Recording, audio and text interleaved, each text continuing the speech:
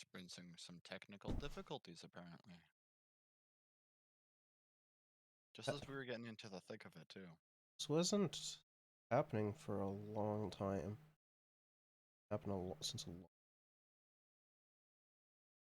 Odd. Misery with planned tax increases on gas, groceries, and home heating by increasing the carbon tax. For the sake of every Canadian family who's struggling, Mr. Speaker, will the government cancel their planned tax increases? The Honourable Minister. Since we have come into government, we have done everything we can to support Canadian families, which is the exact opposite of what the Conservatives have done. In fact, Mr. Speaker, they voted against the tax cut for middle-class families. In fact, Mr. Speaker, they voted against the Canada Child Benefit, which sends thousands of dollars to Canadian families in need every single year. And, Mr. Speaker, they're against the National Child Care Initiative that we have. I mean, like, of course they would care about that. They care about, like, a fucking clump of cells in your pussy over, you know, fucking actually people that are fucking on this planet now. Yep. Like, they're just fucking psychos, okay?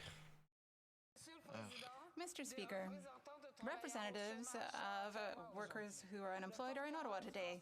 The spokesperson for the National Council of the Unemployed and the representative of the Montreal Unemployed Council even walked here. They have come to tell the Prime Minister that he must keep his promise to reform unemployment, to overhaul it. And in the meantime, it is unacceptable to end the temporary measures on Sunday. They walked 200 kilometers to tell him that. Can the Prime Minister rise and announce that he will extend the temporary measures? Mr. Speaker, I met with the representative of the National Council of the Unemployed and with the Guild of Musicians of Quebec, with the Quebec Union as well, and we talked about an employment insurance system that would be fairer, that would be more agile, and that would meet the needs of workers better.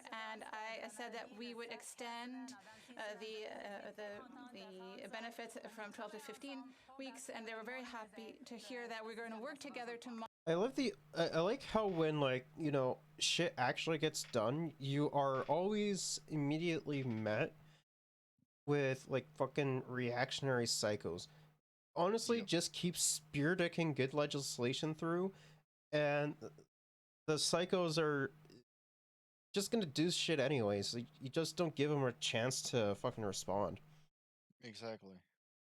Create this uncertainty for workers as of Sunday. Without reform of the EI system, what it means that going back to the old system will abandon 70% of the workers who would need it. Will the Prime Minister correct the situation by Sunday? The Honourable Minister. Mr. Speaker, this morning we talked about how important the temporary measures were during the pandemic. We also said that, of course, there are some temporary benefit programs that are ending, but the regular EI benefits will continue for workers, and we are about to announce our long-term plan to improve the EI system. The Honourable Member for Thérèse de Blainville. Mr. Speaker, ending the temporary measures for EI without a reform of the system means sending workers back to a program that was okay in the 70s. It was a program that leaves mothers who lose their jobs while they're on maternity leave in the lurch. And it also does not support workers who are severely ill. There is nothing for workers who work for themselves, for the self-employed.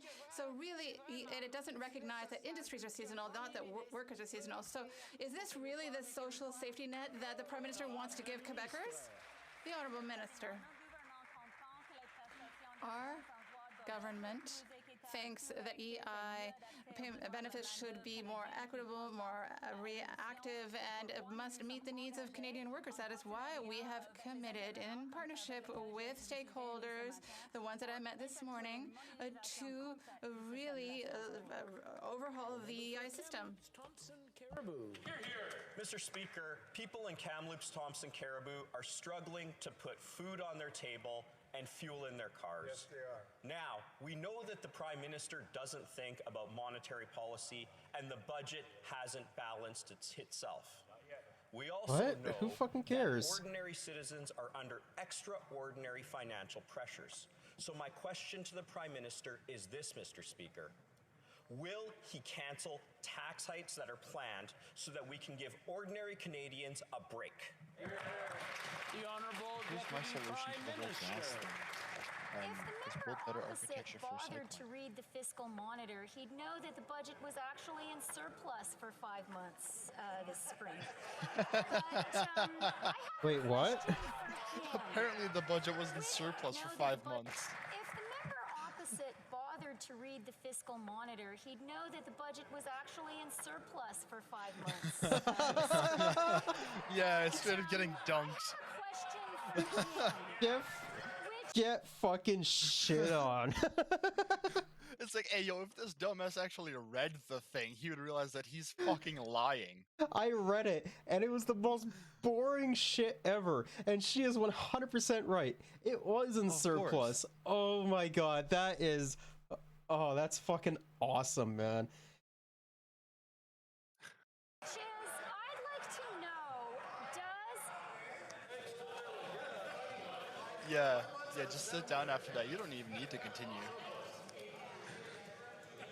Are they going into recess? Oh, they might be. Look on his face like, I just want to remind the honourable members that the honourable member for Kamloops Thompson Caribou asked a question. He wants to be able to hear the answer.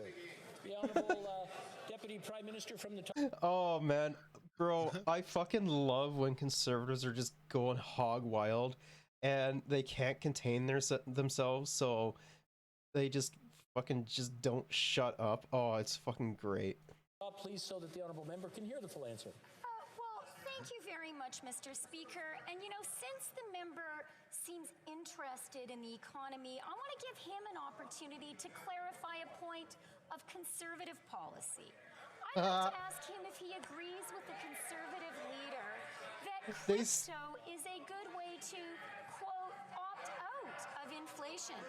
Does he agree with the conservative leader? They're still being loud. To Canadians to yeah, they're invest still in trying to cause a Bitcoin? commotion. Since the leader gave that advice, Bitcoin has crashed by 56%. Canadians who invested according True. to his advice would have seen their life savings destroyed. Is that your economic Is that their economic policy, Mr. Speaker? Honourable member for Medicine Hat, Carson Warner. Thank you, Mr. Speaker. I think this minister thinks that she's in opposition, and she will be soon enough. What?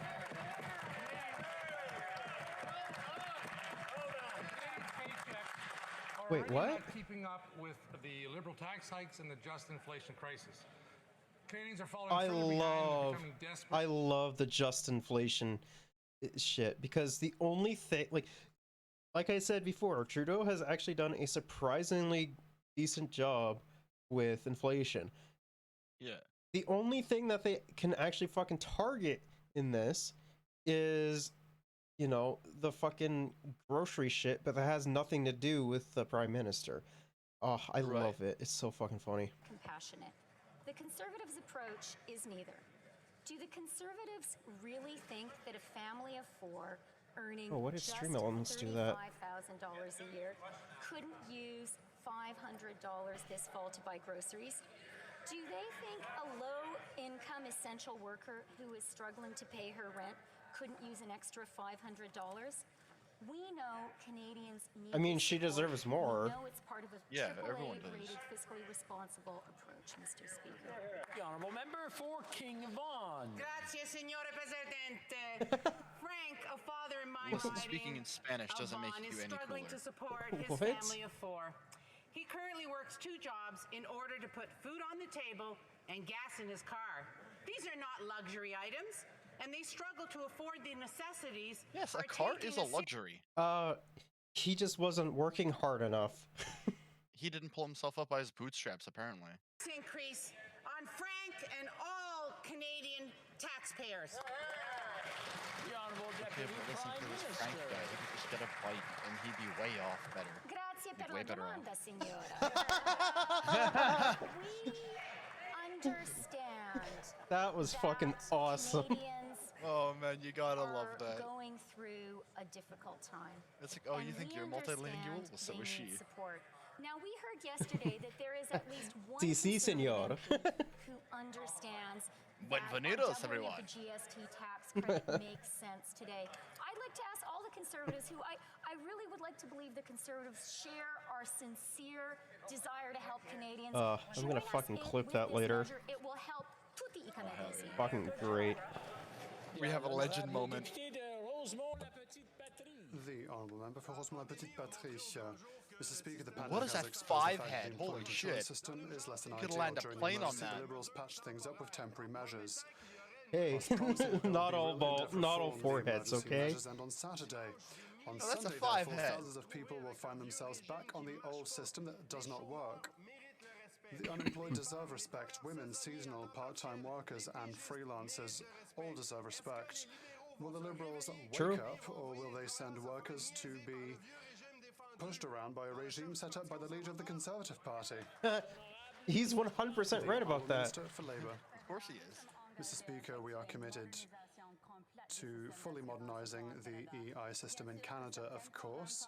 Some temporary programs, some temporary benefits Who's this British guy that they got? during the pandemic are coming to an end, but standards and standing benefits will continue like before the pandemic. We look forward to launching our long-term plan. We are looking forward to offering 26 weeks of sick leave before December. Thank you.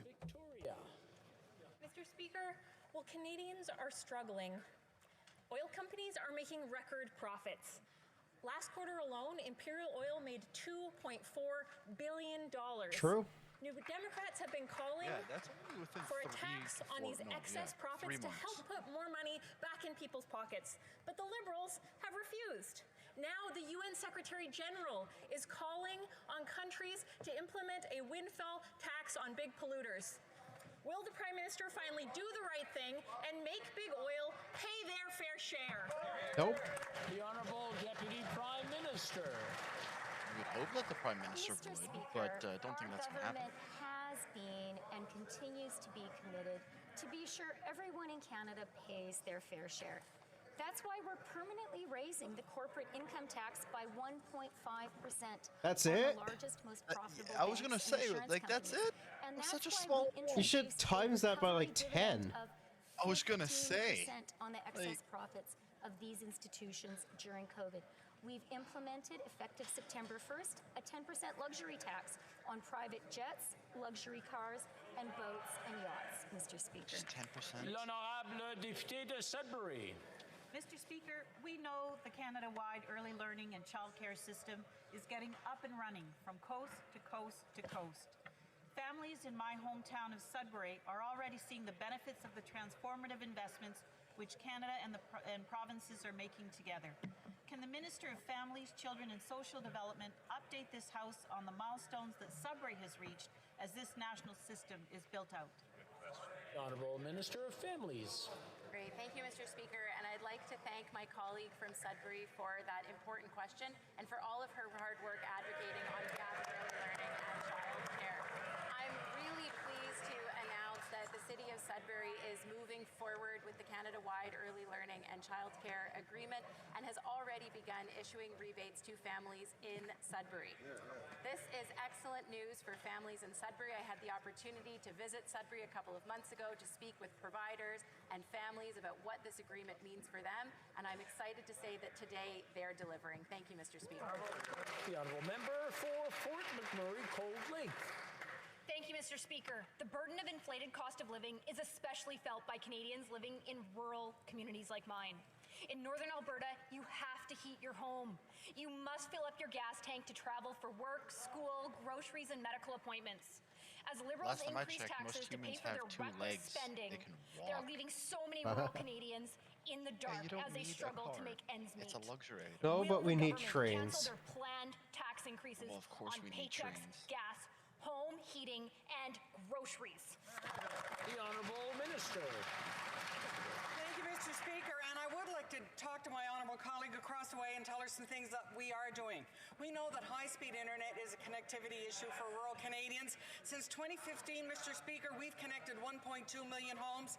By 2026, we're going to connect another 1.2 million homes. By That's it? 2026, Mr. Speaker, we'll have 98% of Canada connected to affordable, reliable, high-speed internet. That's going to help rural Canadians get on par with urban Canadians. That is truly going to help all Canadians. Thank you. The Honourable Member Well, I mean, the for access to Tobic internet Mactaquac. Mr. Speaker, It can Atlantic be seen as a Canadians luxury, and but Canadians listen, across the communication country and are having seeing their access cost to of the living internet is soar, huge. including the The cost fact to that there heat are their still homes. people without The Premier internet of Nova access, Scotia it's kind of is scary because concerned they about are the people impacts of without carbon information pricing, saying, access. and I quote, almost 40% of Atlantic I mean, they're Canadians books. experience energy There are poverty. books, but and I by meant like far readily the available. highest rate in the Listen, country. how often are you going to go End to the quote. library? These constant increases are hurting Libraries are an Canadians. When will the Prime Minister invaluable get off the backs of Atlantic building. Canadians, put people first, Yes, stop these I increases, didn't and devalue commit to them. no new I just asked you a taxes? question. The Honourable Parliamentary Secretary. Well, thank you, Mr. Speaker. I want to thank the honourable member for the question. And Mr. Speaker, we realize that there are very unique challenges in Atlantic Canada with the cost of living and, of course, the cost of fuel. We made a commitment to be there for them, Mr. Speaker. And, Mr. Speaker, I'm very happy to say the Minister of Environment just last week announced $120 million from the Low Carbon Economy Fund to help Atlantic Canadians transition away from heating oil to clean energy. Also, Mr. Speaker, as you know, there's the home retrofit program, which also will help with energy efficiency and saving money for Atlantic Canadians. The Honourable Member for Edmonton Manning. Mr. Speaker, my constituents carry us is increasingly frustrated with the Prime Minister who has forgotten working Canadians. After paying mortgage, utility bills, gas, food, childcare, and Do I school have fees, Italian Kerry hands and as her an husband emote? are left with $200 each month. The family does not qualify for Oh, a GST benefit. I have to add Their it. child benefit has been reduced. What Kerry Ross wants to know is, will the Prime Minister cancel his planned tax increases on paychecks, gas, home heating, and groceries? The Honourable Deputy Prime Minister. I'm glad to hear the MP for Edmonton talk about the childcare costs his constituents are facing. I very much believe that one of the important ways our governments across the country can support hardworking Canadian families is by making childcare not a burden. For too many families, Did you see? childcare Did you is see like a him second smile? mortgage.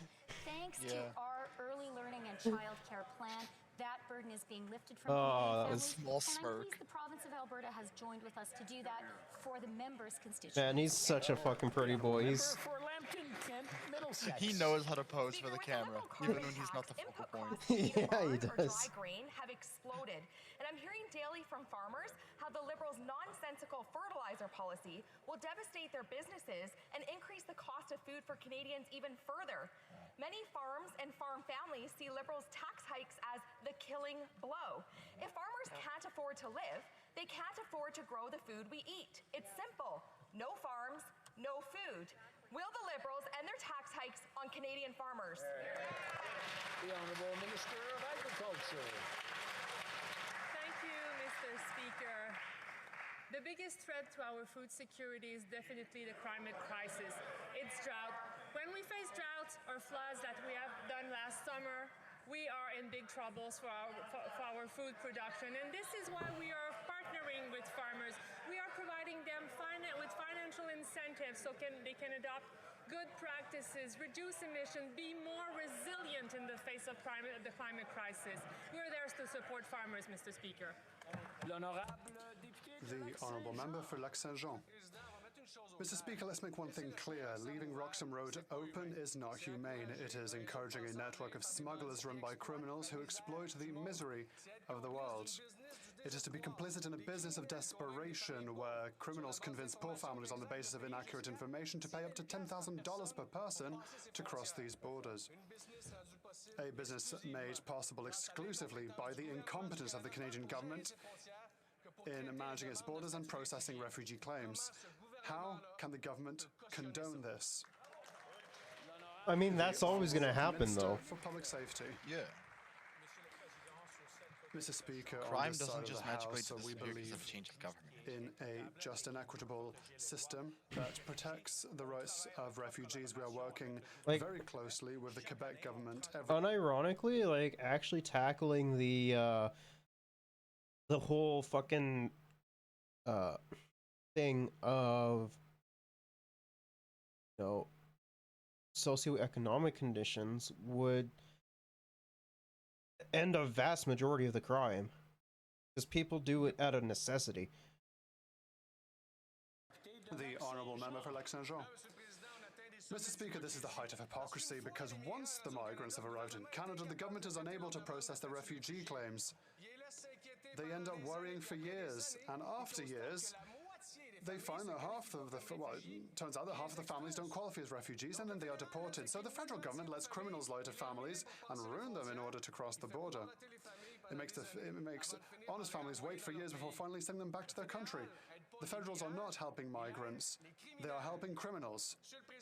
Mr. Speaker, when will they suspend the Safe Third Country Agreement and end this inhumane racket? The Honourable Minister. Mr. Speaker, during the pandemic, we collaborated hand in hand with the Quebec government, with Mr. Legault's government, creating a safe path for refugees that have contributed in the first line of our healthcare system. This is just one example among many, showing how refugees have tangibly and positively contributed to our country, and will continue to strengthen the integrity of our borders with investments in order to add resources for the CBSA and other policing bodies, because here on this side of the House, we believe in a just and equitable system. Thank you. Member for Fundy Royal. Mr. Speaker, just yesterday, the Justice Minister defended the Liberals' decision to eliminate mandatory jail time for crimes like robbery with a firearm, extortion with a firearm, weapons trafficking, and drive-by shootings. This wasn't even true. Same day that his constituents in Montreal learned of yet another fatal shooting, this time at the Bell Centre, home of the Montreal Canadiens, a place where hockey fans and parents should be able to take their children and know that they're safe. When will this government act to protect Canadians and ensure that repeat violent offenders are put behind bars? But yet you want to... Minister of Justice. Mr. Speaker, serious crimes will always carry serious consequences. But like, you want to make it so more fucking psychopaths are able to get their hands on firearms, and then things will be even more fucking crazy on top of that. Like, what the fuck are you talking about? I'm sorry, I was having a hard time hearing, and I'm sure the Honourable Member for Fundy Royal was having a hard time. Would the Honourable Minister mind starting from the top so that we can all hear the answer? Thank you. Thank you, Mr. Speaker. The fundamental point, Mr. Speaker, is that serious crimes always carry that serious one lady is loving it. What we are doing with Bill Oh, C5, she is Mr. Speaker, elated is right now. ensuring that we have more resources to focus on those serious crimes and ensure that our police authorities have more tools in their toolkit in order to deal with them. Mr. Speaker, former Justice of the Supreme Court, Michael Moldhaver, in an article he published this week, told us that we should go precisely in that direction to focus our resources on those serious crimes and incarcerate less people. And nobody, Mr. Speaker, can accuse Justice Moldhaver of being soft on crime. The Honourable Member for St. Albert, Edmonton. Speaker, Canadians expect that criminals convicted of sexual assault, kidnapping, and human trafficking serve their sentence from behind bars, but not be soft on crime liberals with their do no crime Bill C5, which incredibly allows criminals convicted of these and other serious offenses to serve That's not even their sentence true. from home. So, can the Liberals explain how letting loose into the community the likes of sexual predators, kidnappers, and human traffickers protects... Bro, it looks like you should be behind bars. What the fuck? Yeah. Mr. Speaker, serious crimes, such as those described by my honourable colleague, will always carry serious consequences. What Bill C-5, Mr. Speaker, does is in cases where a sentence would be less than 2 years, and Mr. Speaker, most importantly, there would be no threat to public safety or public security, to allow for a better alternative to incarceration in those cases. This precisely allows us, Mr. Speaker, to focus our resources in the criminal justice system on those serious crimes, which we all agree we need to treat quite seriously. Oh, I hate fucking both of them. The Honourable Member for Charles-Saint-Charles. Mr. Speaker, Canadians still cannot believe that this Prime Minister wishes to abolish minimum sentences for crimes like illegal importation, intentional discharge, and robbery with a firearm. With the increase in violence and daylight killings on Poilievre looks so fucking bored. Residents no longer recognise their city. For their part, gang members and organised crime are having a field day and looking forward to the adoption of Bill C-5. It gives more freedom to criminals, and people are locking themselves up because they're afraid. So it gives more freedom to the Conservatives then. Great to know. The Honourable Minister for Justice. Interesting. Mr. Speaker, quite the contrary to what the Honourable Member has just said. Serious crimes will still have serious consequences in our system. What we are doing with Bill C-5 is... I think what they should be doing is they should be taking a rehabilitative approach instead of this. Right. Because, you know, if we diagnose what their problem is, then maybe we can help them recover from said problem. No, fucking throwing people in jail is not going to solve anything. Well, yeah, like that's what I was trying to get at, but I deserve to feel safe in their Sorry? That's what I was trying to get at, but I may have worded it poorly. No, if we take a fucking rehabilitative approach, it's less likely that that will happen. As well as, like, just completely fucking reforming the justice system entirety from the bottom up. The Honourable Minister for Public Safety. Thank you, Mr. Speaker. I would like to thank my colleague for her question, and I share her concerns. We are working very closely with the government of Quebec and municipal leaders like Mayor Plante to make our communities safer in Quebec. We've invested $46 million to support law enforcement in Quebec, $42 million to divert youth from a life of crime, and we continue to invest in strengthening our border to prevent illegal gun trafficking. We will be here for Montreal and Montrealers. Carlton Trail, Eagle Creek. Mr. Speaker, the cost of this Liberal government is driving up the cost of living. Over the past number of months, I have met with too many constituents who are barely getting by. They're finding it more difficult to pay their bills, feed their families, and are worried about losing their homes. In short, Mr. Speaker, there is too much money, too much month left at the end of the money. Bro, it looks like she's ready on her deathbed. Will the Prime Minister cancel his planned tax increases? I know what I know what the loss of skin color looks like. And, people turning gray. It's important to be clear with Canadians what is actually being discussed. And Canadians understand that the CPP and EI contributions every working Canadian makes are how we all pay for our retirement and how we create a safety net for every Canadian in case they lose their jobs. At a time of global economic uncertainty, it is the height of irresponsibility for the Conservatives to suggest that we as a country stop putting money away for our retirement and for a rainy day. That's right. The Honourable Member for Miramichi, Grand Lake. Mr. Speaker, this government's carbon tax will mean a massive price increase to home heating oil compared to a year ago. To quote the Liberal Premier of Newfoundland, users of furnace oil in the province tend to be older, live in rural areas, and have lower incomes, lower than the provincial average. An increase in heating costs of 60% in 1 year already poses considerable economic hardships and stress on residents. Will the government cancel their planned tax increases on gas, home heating, and groceries today? None of that has to do with them. Thank you, Mr. Speaker. You know, Mr. Speaker, Conservatives used to believe in market mechanisms and pricing to reduce pollution. They Mr. used to Speaker, believe it, Stephen apparently. Harper did before he didn't. And Mr. Speaker, the member for He did before Durham he did didn't. before his party abandoned prices and, in fact, abandoned him. The Conservatives all over the place, Mr. Speaker. Let's go. I want to applaud one Conservative, Mr. Speaker, the member for New Brunswick Southwest, who says his province should go back to using the federal carbon price because at least it comes with rebates. I agree with that, honourable member. I mean, yeah, why not get rebated? Saskatoon Grasswood. Well, thank you very much, Mr. Speaker. Canadians are looking for hope. Every day, They're not going to find it with you. stand up in the House to tell the stories of real Canadians who are facing the worst financial struggles of their lives, thanks to the mismanagement of this government. Day after day in this House, Mr. Speaker, the Liberal government stands up and tells us how well Canadians are doing. Talk about a government being tone deaf, out of touch with Canadians. Will this government finally give Canadians hope and cancel the planned tax increases on paychecks? The Honourable Deputy Prime Minister.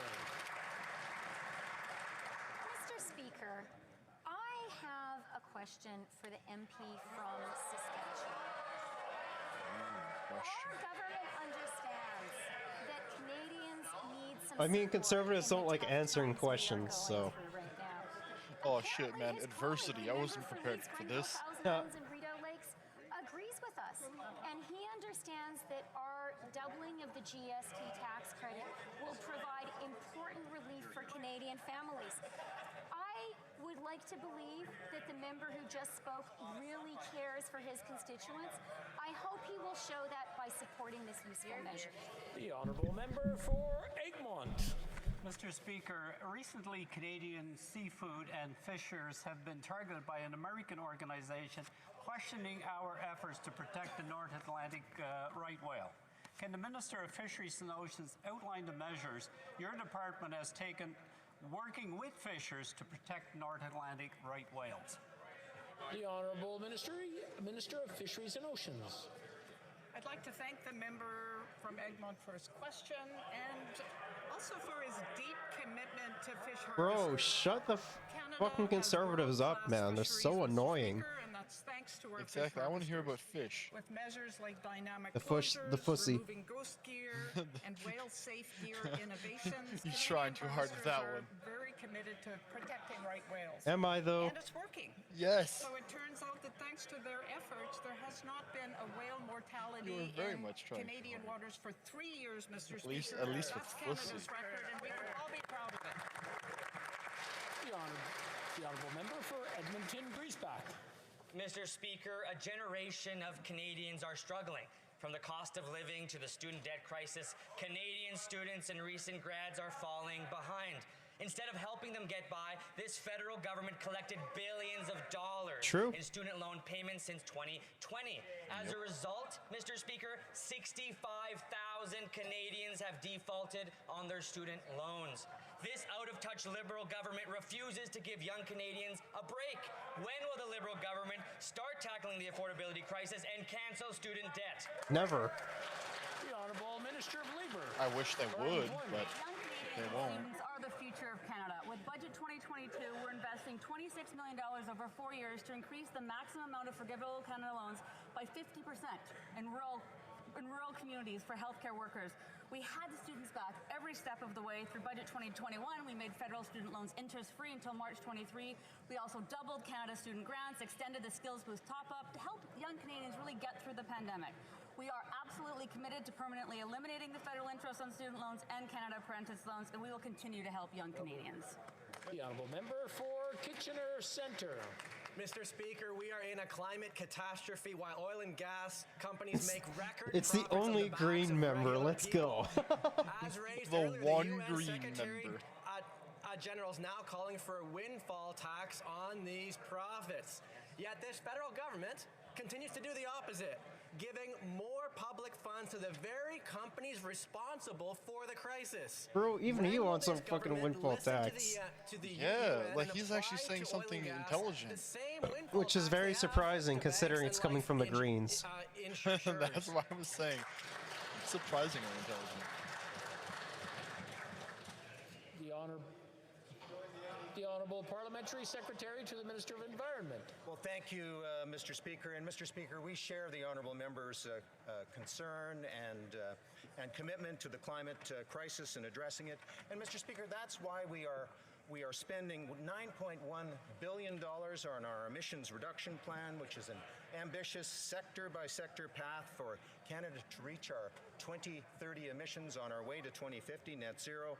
Mr. Speaker, it has broad support from environmental groups, from industry to farmers, and Mr. Speaker, it's going to deliver clean air, a healthy environment, and a strong economy. Afraid that's all the time we have for today, and c'est tout le temps que nous avons. The whole to welcome the players of Team Canada 1972. Please take your seats.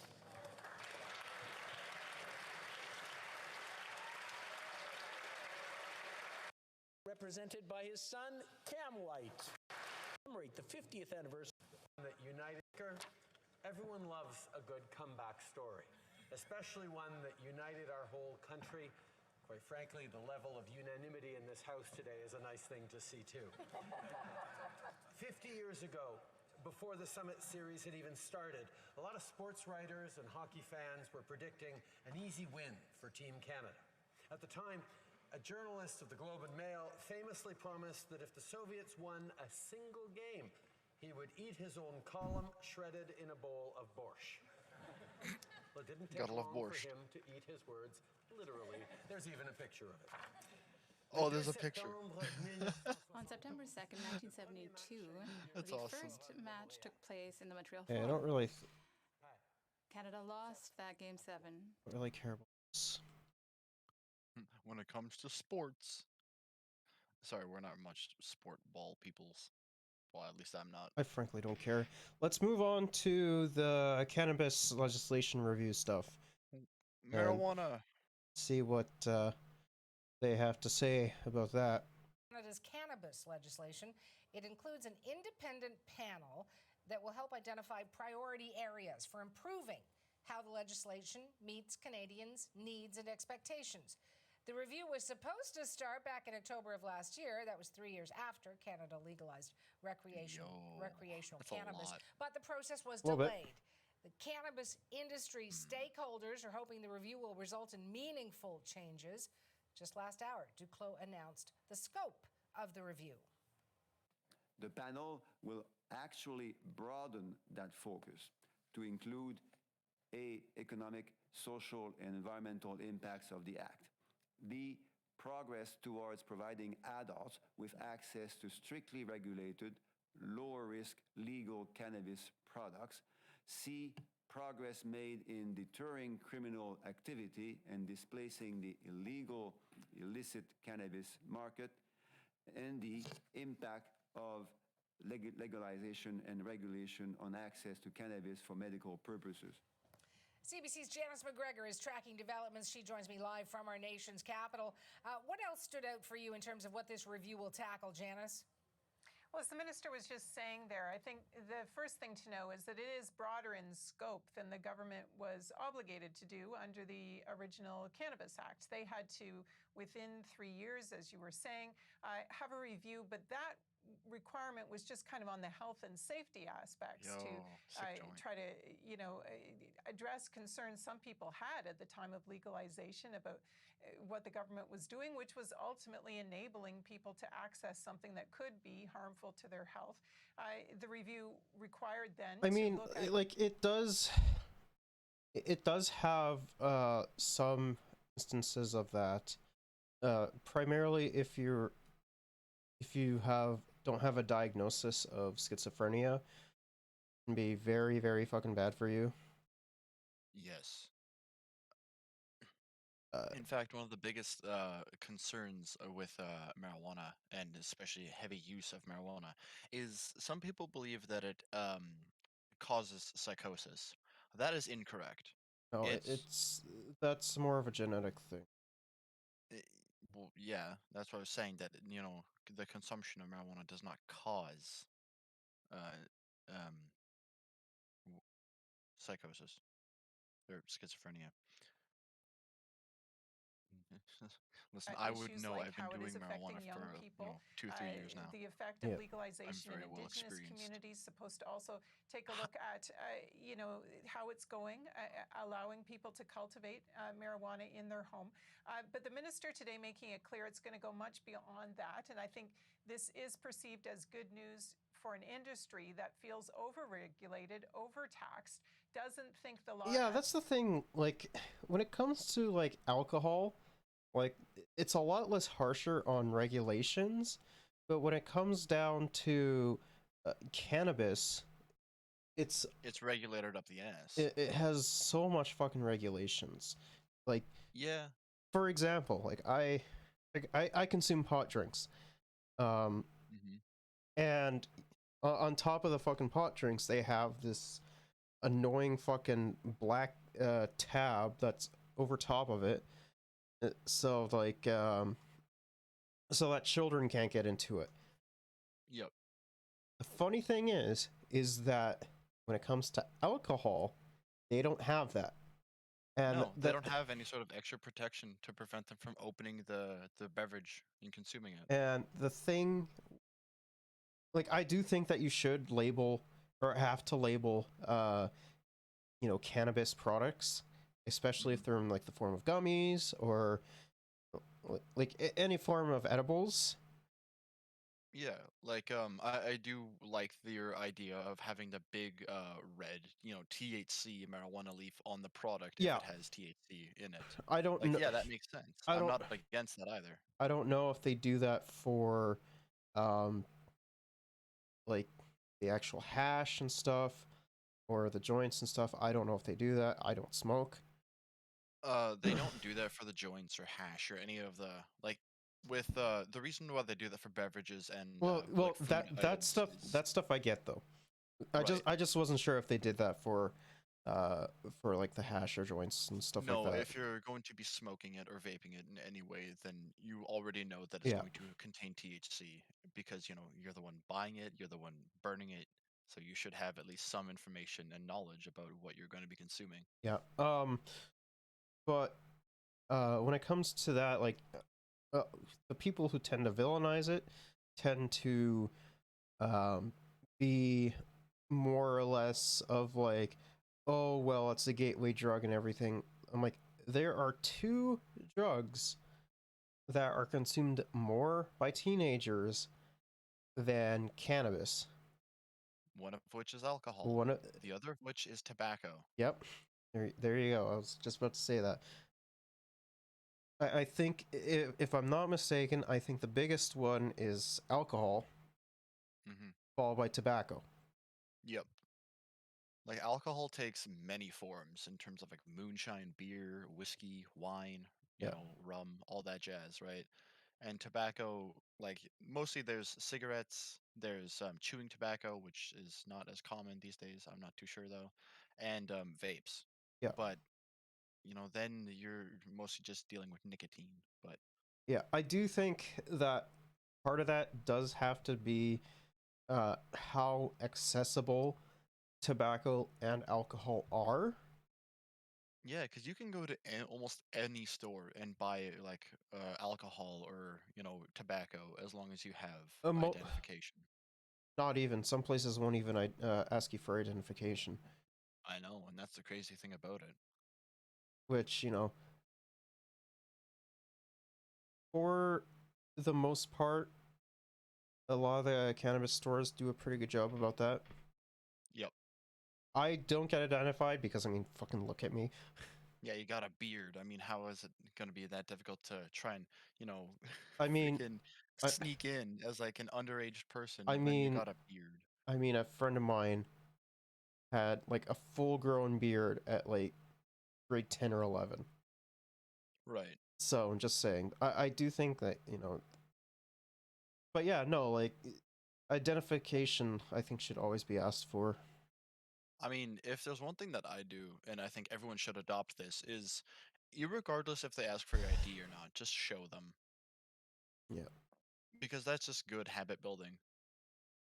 Yeah, and like alcohol and tobacco aren't targeted as much comparatively to cannabis for that, which I think is just silly. Well, cannabis is also targeted because it's not been researched enough. Well, a lot Like of they that, haven't done enough like research on the effects a, of a marijuana lot on of the that, body. a lot of that also does have to come into effect that the law also doesn't allow places to do research on it. So Exactly. And then you have sources like me where it's just, a dude on the internet. It's like, I do weed. All it does really is make me calm down, make me enjoy shit a lot more, especially like music or rain, whatever, or going to bed. It's like, listen, same if you want to here. fall asleep, take, toke up before bed, say an hour before bed, take a bath, take a shower, do whatever you need to do to relax. Hit the bed high as a kite, and you'll have one of the best nights of sleep ever. Believe me. Same Or thing. don't. Your Same call. same thing for me, as well as like it makes me happy. Oh, listen, Helps I have listened to the helps. same song on repeat for like an hour straight while I was high, just because I was picking out different parts of the song that I wanted to like deconstruct in my mind. Yeah. Plus, like on top of that, like so, I personally don't find it as addictive to other forms of drugs, whether they be tobacco, alcohol, etc. Right. Like I've done all the forms of like marijuana, like smoking it, drinking it through drinks, or like consuming it via edibles. So listen, I am very well versed on all fronts. I've definitely noticed, like, I've had a couple of friends tell me that they've noticed the passage of time speed up for them, as in time moves faster and they don't realize it. But for myself, time slows down. I'm in So, the same one boat. hour can feel like 3 hours. I'm like, how has it only been 1 hour? I thought we went through like this entire journey. Yeah, I'm in the same boat. It feels like it slows down as well. I mean, anyone in chat, you do marijuana, let us know your experiences. Because the more information we can gather about how it affects people, like I have ADD, attention deficit disorder. Marijuana legitimately helps me focus on one thing, as I was saying about the music. Anyways, let's skip. As it stands, has served them very well. It has been a kind of a crazy few years for the industry. A lot of people trying to make money, but failing. Stocks have lost a lot of businesses in the red, a lot of dissatisfaction in the provincial jurisdictions where they have kind of public competitors. And so I guess in this atmosphere of dissatisfaction, comes a serious look at more than just the health aspects, although there are serious things to look at in the health review as well. Who will head it? Morris Rosenberg, a longtime federal civil servant, was deputy minister of 3 departments, including justice, including health, so presumably has a background on these issues. He talked a little bit more about the role he'll be seeking to play as chair of this expert panel. Engaging broadly with Canadians and a range of stakeholders to gather their perspectives will be critical in helping to inform the work of the expert panel. And in this regard, I wanted to echo the words of Minister Bennett that engaging with Indigenous peoples and communities will be critical to the success of this review. So I look forward I mean, to working Indigenous people with the panel and to provide do a lot of cannabis evidence-based too. Advice to Well, yeah. ministers to strengthen this And I mean, particularly important piece of legislation yeah, there was and like advance two-spirit, public dude, right? policy in this area I've in heard Canada. from a couple of my friends So the government and is a like a whole couple year of late their friends kicking even this off. Now that you could say, marijuana of helps course them they had feel the more election, they had spiritual. the pandemic, So on and on. there you go. Reasons for that. Well, I mean, like there, in some Indigenous cultures, there, like smoking pot is actually like a form of their heritage as well as like some of their traditions as well. Mm-hmm. And like that's something that I It's would love to learn more about. it's usually used as like a spiritual journey. And like for good reason. I have definitely felt more spiritual whenever I'm intoxicated via marijuana. It won't be a short process. They've given themselves 18 months to come up with some recommendations, for additional sort of things Parliament might want to consider as far as legislative changes. Although, should be noted, nothing stops the government from making other changes, regulatory ones, in the meantime, ones that people will certainly be suggesting to it as part of this process. And if you're at home wanting to kind of share your point of view, either as a consumer or a business person in this sector, for the next 60 days, there is an online survey that you can go on and put your input in. The minister's making a thank God sincere there's a call survey. For people who are engaged in this issue to let the government know what you think has worked well or not so well so far. And what changes, Janice, is the industry hoping to see? Yeah, let's dive a little deeper into this, because it is very much a patchwork how this has unfolded in different provincial jurisdictions, and a lot of discussion about the ways that they believe, in some cases, government has held them back. Concerns about, not at first being able to sell higher margin products. That changed over time than they could after the initial rollout. And more recently, I think they were more or less just trying to play it safe. Products with a higher THC content, edibles, for example, that are more potent. Well, that puts policymakers in an interesting situation. On the one hand, those products are available in the black market, and the whole point of this was to bring it into a more legally regulated, safe sector. But on the other hand, policymakers have to consider whether they want to enable people to take a stronger and stronger drug. We spoke last hour to Ben Kaplan. He's the editor-in-chief of Kind magazine. His focus very much, feeling like the government is very slow at taking action on this. Take a listen. No secret, these guys are expanding. There's illegal operators with sidewalk sandwich boards advertising their wares, besides legal stores on both sides of them that are operating right now selling illegal stuff. Like, we don't need another year and a half to figure out that that's nuts. So about 70% apparently of what Canadians are consuming right now is under this kind of legal regulated market. You heard Mr. Kaplan there suggesting, it is a problem to have unlicensed operators still able to sell in those kind of gray and black market ways. So just another thing that the but the same thing happens with alcohol, though. We'll talk again. That is CBC's Janice McGregor in Ottawa. Like, there will always be black market anythings, whether that's alcohol, marijuana, or other types of drugs. Which is why I fully support decriminalization of everything. Right. So we can get more studies on stuff, get more research done, understand, the effects that these drugs have on humans, and, how to effectively use them. Well, if we not can just use that, them. it will also help. It'll help reduce the incarceration rate, because a vast majority of people that are incarcerated tend to go in for very petty crimes, whether it be drug use, like illegal drug use, or very minute things like robbery, because they're not fucking making ends meet and they have children that they need to feed. It's like, why did you rob the store? I need to feed my family. Okay, well, Yeah, and usually it's like, prison. and usually it's like one fucking can of soup. Yeah. Or something like that. Like, it's a can of beans, or a cup of soup, or bottle of water. I'm sorry, I don't give a shit about that. The fact that that person has to do that in order to get by it's a systemic failure to me. It's because every single fucking poor person that's living on the streets that has to go fucking rob the convenience store just to get by, and the fucking every single fucking billionaire who's bringing in fuck tons of money year after year is like, they're both systemic failures.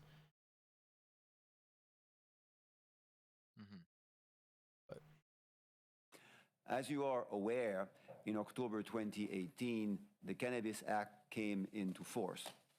The objective of the Cannabis Act were twofold. First, it aimed to protect the health and safety of Canadians. Second, it provided for the establishment of a diverse and competitive legal industry made up of small and larger players to displace the illicit market. This balanced approach, with a focus on protecting public health and safety, guided the implementation of the Act. Chris. Since the start, parliamentarians have recognized the need for an early assessment of the government's new approach to cannabis control and included in the law a provision requiring a review. This is what is bringing us together today. The review will help ensure that the Act adapts to the current situation and continues to meet Canadians' needs and expectations. Pleased to introduce Mr. Maurice Rosenberg, who will serve as the chair of the expert panel. Mr. Rosenberg has had a very distinguished career in the public service, serving as the Deputy Minister of the Departments of Justice, Health, and Global Affairs. He also brings to the table an informed understanding of the important relationship between the Government of Canada and Indigenous peoples. Mr. Rosenberg will be supported by 4 other panelists with broad expertise in the fields of public health and public safety. These individuals will be named and announced shortly once the appointment process is complete. Le groupe d'experts. All things considered, I do think that for us being the first country to legalize cannabis, as well as you know, there not being like too many studies and shit done into it, I honestly think that the way that the government has handled legalization of cannabis has actually been fairly successful. Yep.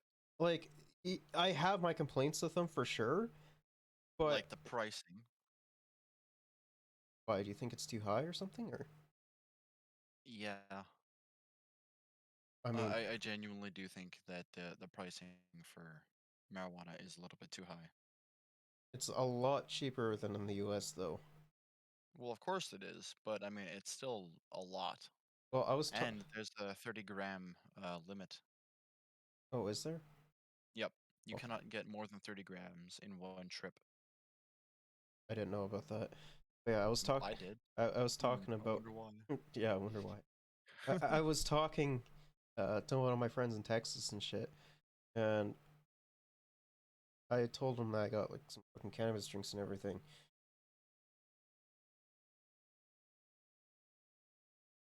Guess how much it costed me? He's like, I don't know, like $100. I'm like, much lower, my guy. He's like, wait, what? How much? Like $20. Like, bro, that's so fucking cheap. Yep. Yeah. But like, no, all things considered, I do think that, you know, it's not perfect. No system is, but it's pretty good. I do think that it was handled fairly well, all things considered, for us being the first country to legalize cannabis. Yep.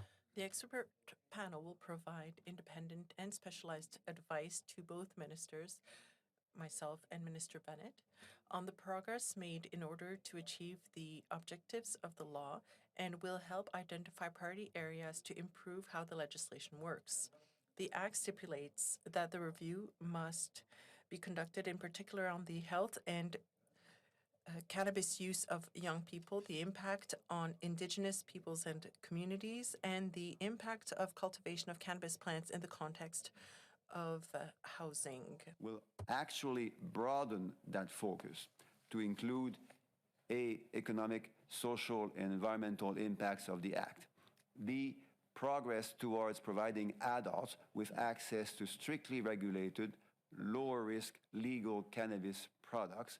C, progress made in deterring criminal activity and displacing the illicit cannabis market, and the impact of legalization and regulation on access to cannabis for medical purposes.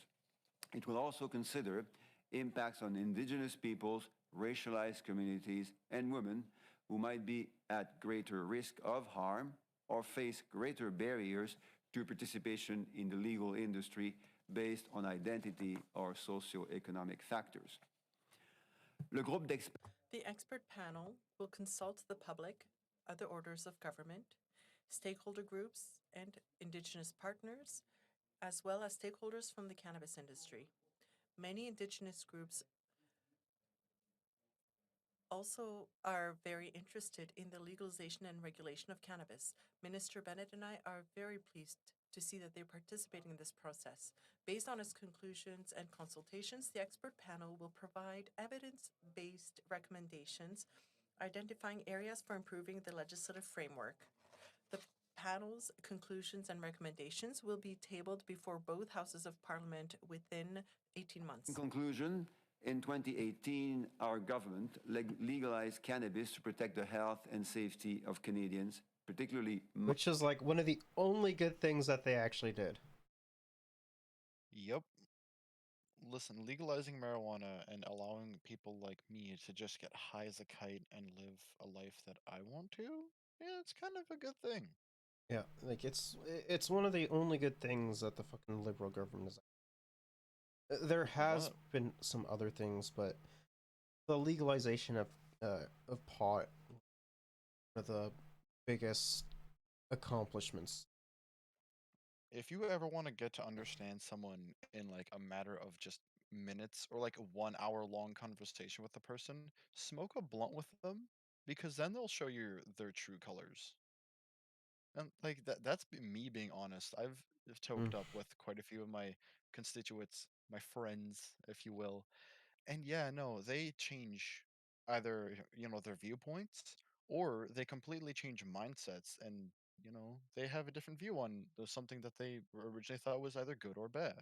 So then they'll look at it from a completely new angle. It's like, oh, so this thing that I was doing that I thought was good was now bad if I look at it from this way.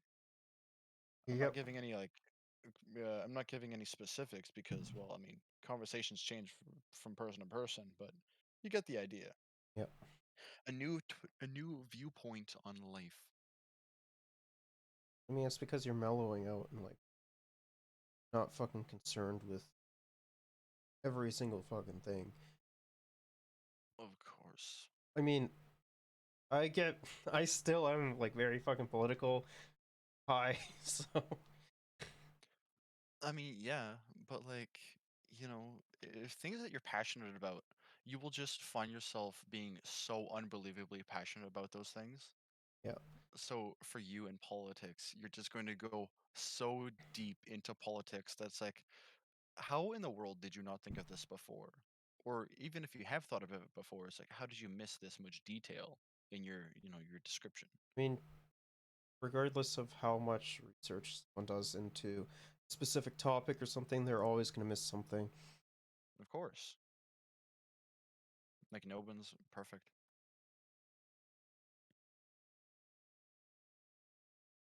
Like, I pretty much don't fucking change when I'm high. I don't think I change, but I know I do. One is I mellow the fuck out, because if I'm pissed off and I need some way to relax, it's just, I'm going to take 20 minutes to half hour. First of all, leave me alone. Second of all, I need music. Third of all, maybe something to drink. Cottonmouth is a bitch. Minors and to displace the illegal market.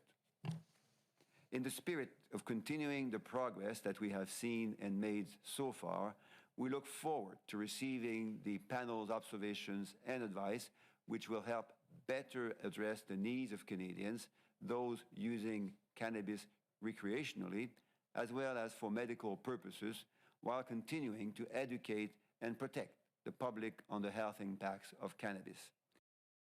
Yeah. I mean, I guess one health impact is it makes you hungry. You Mhm. get the munchies whenever you're high. That is one stereotype that is actually true. You do get the munchies. Make sure to prepare like snacks before you get high, because you do not want to go out and then you're high as a kite. You're at the grocery store, at the convenience store. You're just trying to buy a bag of chips, and you can't figure out how your wallet works, even though it's just folded open in front of you. Yeah.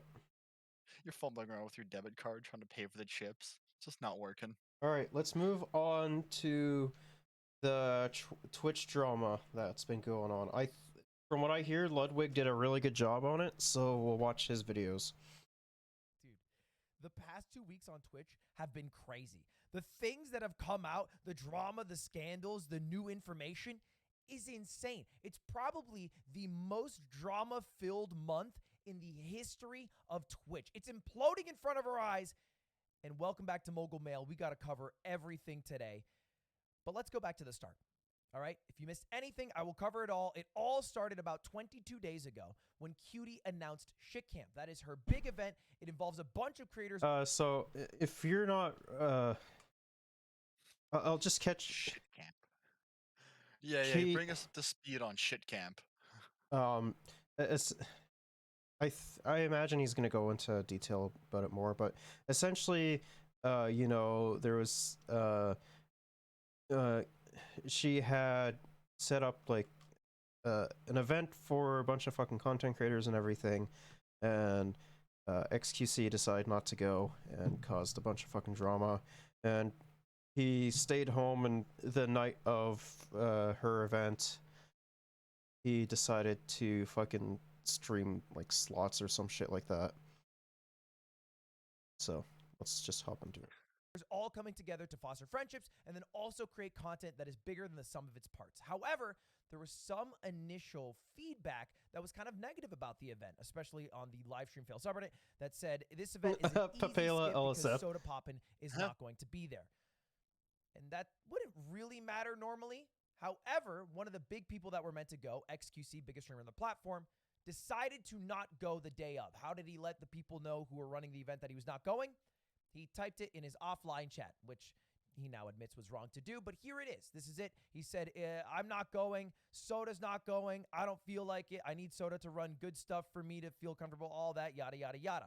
Which kind of left the event with somewhat of a bad taste in the people who were there, and also maybe some of the viewers. It helped perpetuate the narrative that they were already sharing. Now, X has apologized for this. Whatever. Doesn't matter. We're just talking about what happened. All right, at the event goes great. E-Rob gets banned, feels bad man. After the event, Soda Poppin' does a podcast with his brother D-Kane, and in it says this, let's listen in. And also, Wrath is coming out, so I told him way before, hey, I'm not going. I'm sorry. Like, I want to say, like, months before. Okay, all right, so let's just repeat what he said there. Wrath is coming out, World of War thing, great, World of Warcraft. Sorry, I'm a little bit boomery here. And he's not going. And he says, I told them I'm not going to go. Well, here's the thing. That clip of Soda Poppin' was shown to XQC, and then XQC watched it, felt like his back was against the wall, and gave his real reason for not going right here. Like, I had to make a choice. I was cornered into choosing between family and Sammy. And unfortunately, what happened is that I kind of just chose family. This is heavy stuff, all right? If you don't understand, XQC is talking about the... That's right. He also did go through, like, a very bad breakup with his then girlfriend at the time as well, from what I understand. All right, but, like, there's only one problem that I have with stuff like that. Is like, yes, I know it's a very trying time for people. Like, breakups are usually very shit in terms of, like, you know, what went down. But you probably shouldn't put your relationship stuffs online because there will be more than enough people hounding you. And I'm not blaming any one person for stuff like that. But, you know, there have been I more mean, often than not times where it's like, oh, this person is dating so and so, and now they're breaking up because of all the online comments, or just like the stress that they, you know, are putting themselves in because, like, oh, I have to try and put on a face for the internet or something. yeah, I mean, like, from what I understand, it was a very public relationship, so it was going to bound to be breakup was a public thing as well. So yeah. The real reason for him not going being he had some personal issues with his relationship and his family. Sammy was his ex-girlfriend, and he had to choose in some situation that they were in between his family and between his girlfriend. That was a situation that he was in, and that was the reason he did not go. Not the Soda Poppin' is not there. But because that clip that said, I told them I was not going was shown to XQC and he interpreted it as I told him I'm not going, he shared this information, which led to a crazy saga where they had a very, very, very public breakup because Sammy saw that, aka Adept, then talked about what she felt about the situation. Then XQC reacted to what she was talking about in her reaction to him. And then they ended up talking together online, which led to this moment, which is crazy that this was broadcast. You know how I am. Okay, I don't cut it halfway. I have to go all the way. I don't have any things above my head all fucking day. I can't do this with you anymore. You are not a victim here. You have never been a victim here. I'm done speaking with you. You are not a victim. Stop victimizing yourself. This is the Kendrick Lamar We Cry Together moment of Twitch. It's the biggest streamer in the world. It had 120,000 viewers. Crazy. And this is where the story would normally end.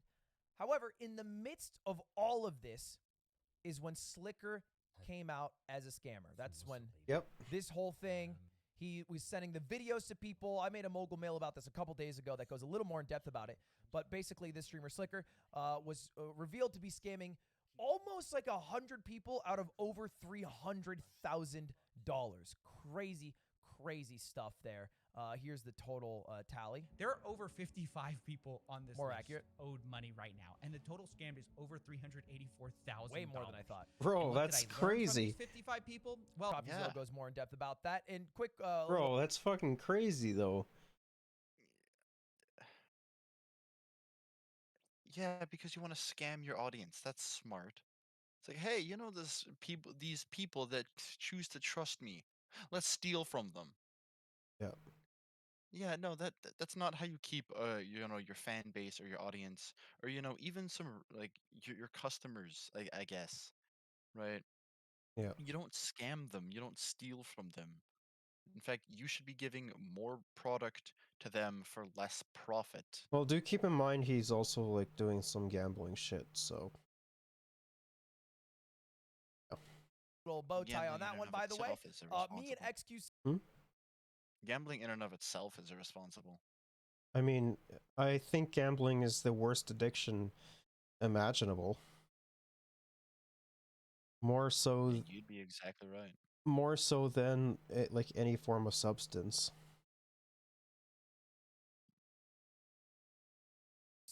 Are teaming up to pay people back. Why XQC? I think in part he feels guilty because he's earned a lot of money gambling. Maybe it's a good PR thing. Maybe he's just rich and doesn't care. Why am I doing it? Because you will probably see a stupid mobile game sponsor on Mogul Mail in the next month or so. And that's all I have to do is do one little sellout that hopefully you guys are okay with, and I can make dozens of people's lives a lot better, which to me feels like a worthwhile trade-off. All right, I don't mind doing Which is one of the main reasons why I like Ludwig. He's a great guy. Well, I mean, yeah, based off of the platonic relationship, I should say, he seems like a pretty great guy. And from people that know him personally, he sounds like a great guy. Well, yeah, he seems, fairly chill. It's like, listen, I want to do an ad in my video, not because I want the money, but because I want to use that money for a good cause. Yeah, plus I enjoy his content too. Oh, there's I mean, that. I've never seen any of it, but Oh, when you get a chance, you should. I don't I mind mean, I've gotten shilling out multiple for chances. some I just don't care enough. Fair. terrible mobile game, unless they're listening to this, in which case your mobile game's great, in exchange for doing a positive good. And so Yeah, every that's nondescript that mobile there. game Very ever. good, very awesome. Slicker, by the way, has got his sub badge removed. He is no longer a partner on Twitch. He's not even an affiliate anymore. He's not banned yet. I think he should definitely be banned. 100% agree. If he's not banned, he should 100% be banned. He needs to be banned. Because Scamming your audience is bad. Because promoting gambling to kids is not okay. It's not. Like that was kind of the whole reason why loot boxes had to be removed from video games. Yeah, it's a reason. But at the moment, not banned, but cannot make money on the website. And that's where you would think the story would end. That's where you would think the story would end. And in like conjunction with the Slicker story, there was a big movement. People were using that as a big movement to remove gambling on Twitch, which I think is an okay thing to do, by the way. The first thing you should do in any situation is make sure the victims are okay, which is what I did. I offered to pay for the victims, and that's the step I'm doing to make sure the victims are okay. The second thing is, and I think it is okay to use momentum talking about how gambling is bad to make a positive change for the future, aka remove gambling on Twitch. Now, the gambling Slicker was doing wasn't even slots, right? To be clear, he was gambling on like tennis matches and golf matches. However, gambling is still the topic, and if you can use something to make positive change, I think that's fine. And that's what someone like Mizkif did. Like if Twitch should ban gambling. Even Pokimane did the same thing. Got a bunch of likes for it. I would say a little... Wait, what did Hassan say? Pokimane did the same thing. Twitch isn't doing anything about it because gambling is too big industry and generates revenue. It's also capturing the pro sports scene aggressively as well. I mean, yeah, he's right about that, though. He is. Well, like, Hassan is 100% right about that. Got a bunch of likes for it. I would say a little maybe less genuine when it came from Mizkif, because I don't think he was as concerned with the victims as maybe riding the momentum to say screw gambling. You know, he's done gambling sponsorships in the past. And from that came a really weird thread, because Mizkif was really riding this, we gotta ban gambling thing. Even Asmon Gold said, how is Slicker not banned? All right, we should definitely ban him for scamming people. And then Train said, you know, this whole thing about how it was actually horse racing and tennis bets, and it wasn't actually slots gambling. You shouldn't try to target people like me. I mean, but that's still gambling, though. It doesn't matter if you're doing slots or horse bets. It's still gambling. Oh, it's not traditional gambling. It's like, listen, I don't care what traditional means to you. Gambling is gambling through and through. Yeah. You just shouldn't do it. And don't even promote it to anyone, kids or adults. Yeah.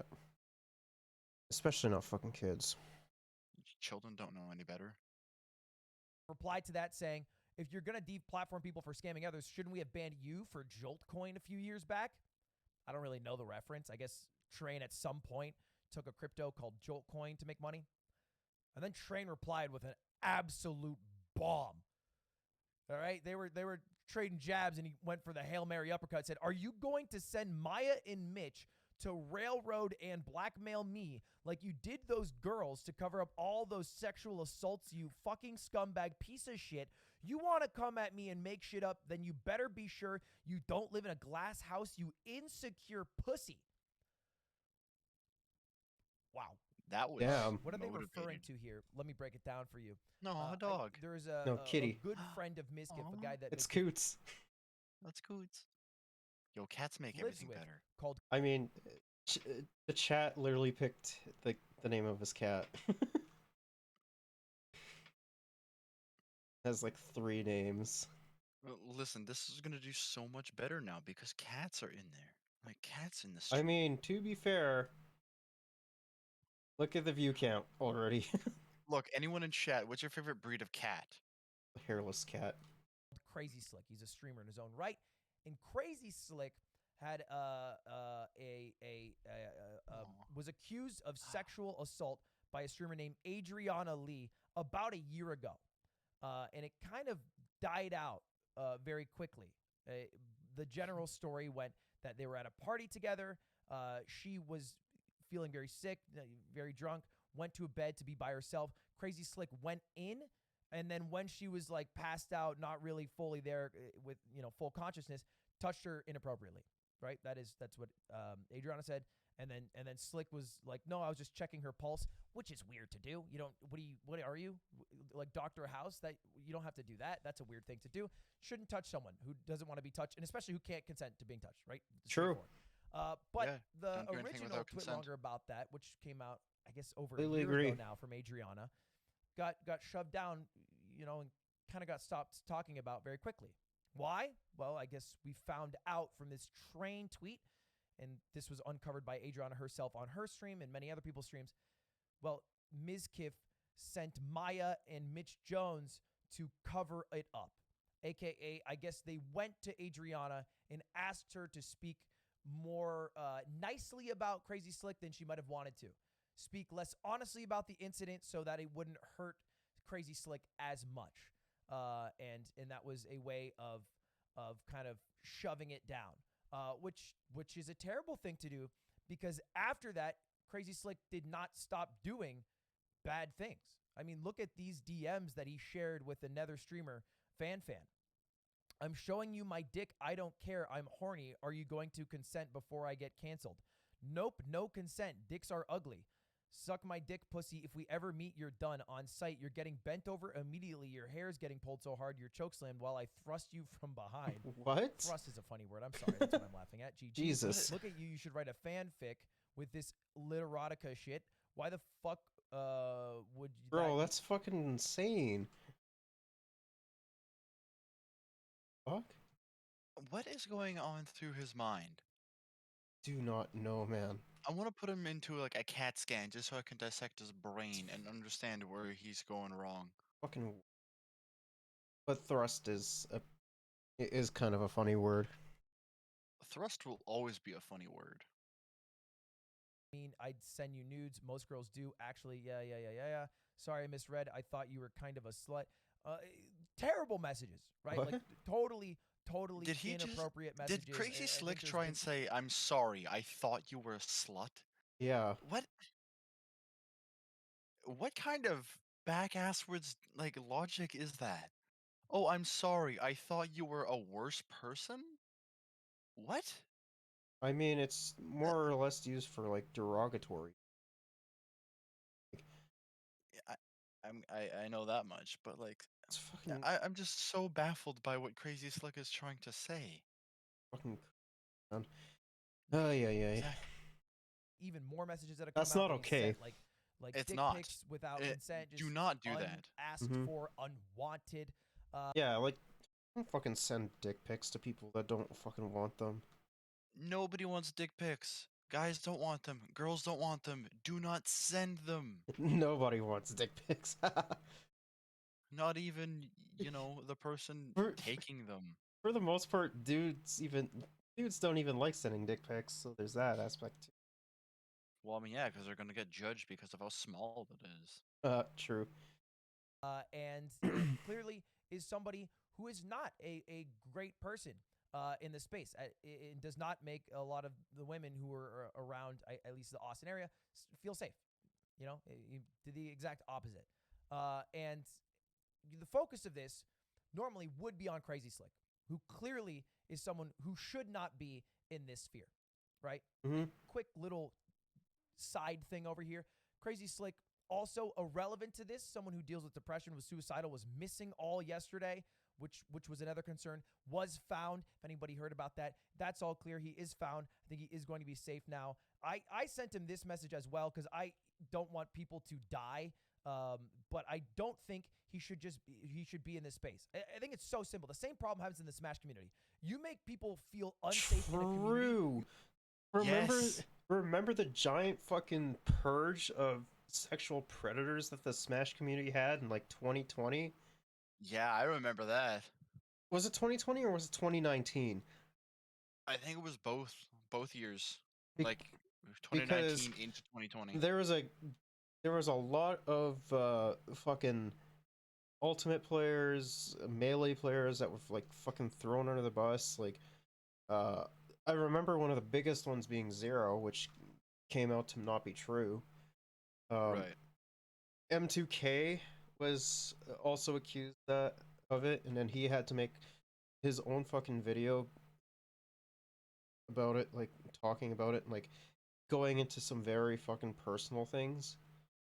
How like he was circumcised and they circumcised him wrong. So it's like very fucking painful for him to do like anything. Right. So that like there's no shot he would do that. Like, and honestly, I feel really bad for M2K having to go through that. Well, yeah, like anything like that is, not only is A, very personal, it's B, something that will affect him and probably only him for, the foreseeable future. Yeah, because I remember there was this whole conversation amongst PV on like if we should ban certain players from the community. Like it was mostly like really big. It was more of like the top players chatting about this, Right. and like more like figurehead and tournament organizers as well. Mm-hmm. Stuff.